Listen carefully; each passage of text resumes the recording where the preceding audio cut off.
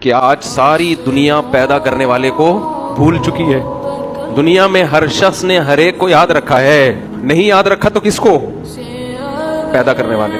ایسے موقع پہ کوئی صبح سے لے کے شام تک بھوک اور پیاس کو برداشت کرے, اور ایک دن نہیں, ایک دن, پھر دوسرا دن, پھر تیسرا دن, پھر چوتھا دن, تو افطار کی لذت میں صرف بھوک ختم کرنے کی لذت نہیں ہے. اصل لذت یہ ہے کہ جس خدا کے لیے صبح سے شام تک قربانی دی, وہ خدا ہماری اس افطاری پر بھی ہم سے خوش ہو رہا ہے, وہ ہمیں کھاتا دیکھ کے خوش ہو رہا ہے. تبھی تو ہمارے نبی صلی اللہ علیہ وسلم یہ دعا پڑھتے تھے, کیسی پیاری دعا, ذهب الظما, فرماتے پیاس چلی گئی, وابتلت العروق, رگیں تر ہو گئی, اور آگے فرماتے